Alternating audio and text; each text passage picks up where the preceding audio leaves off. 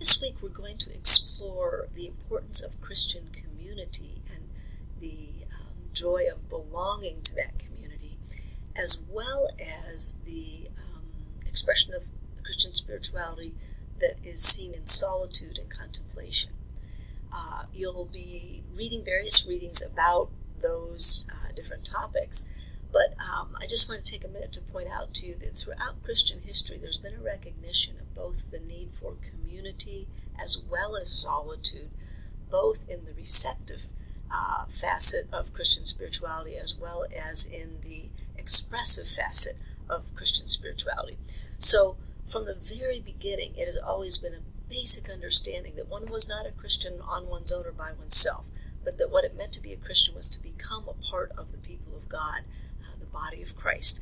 And so belonging to a community of faith is foundational across an understanding of what it meant to be Christian, and it has been so across history.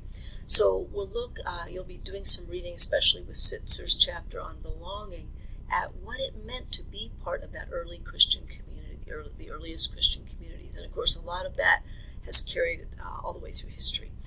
You'll also look at contemplation. In Foster's chapter this week, you'll look at contemplation, that spiritual tradition.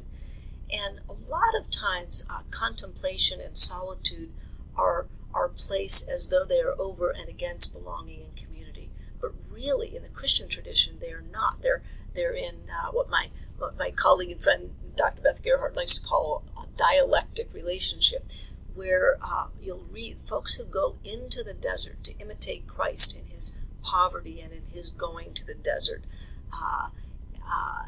will find that those folks are in community together for the most part, and even when they're alone, people are drawn to them and they are drawn back into serving people. And that dynamic of persons often being called into a kind of desert or a kind of solitude for a period of time, and then from that solitude launched into very fruitful Christian ministry, can be seen over and over and over throughout Christian history.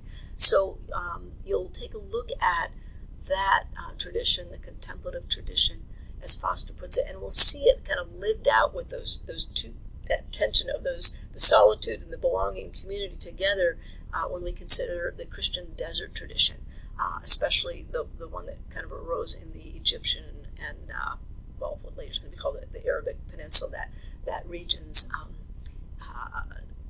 desert tradition. And you'll also get to be introduced not only to kind of the traditional way that gets talked about in terms of St. Anthony, who's probably the most famous persons of the desert tradition, but through excerpts from Laura Swan's beautiful book, The Forgotten Desert Mothers. You will also be introduced to women of that tradition. I hope you really enjoy Swan's explanation of the desert tradition and some of her commentary and reflection on primary texts, the few that we have from the Almas, the mothers of the desert tradition. So again, we're looking at Christian spirituality as expressed through belonging and solitude and contemplation, and how those two dispositions of solitude and community really are in a dialectic relationship with one another, how they feed one another and enhance and nurture one another. So enjoy your explorations this week. I can't wait to hear what you think once you get reading.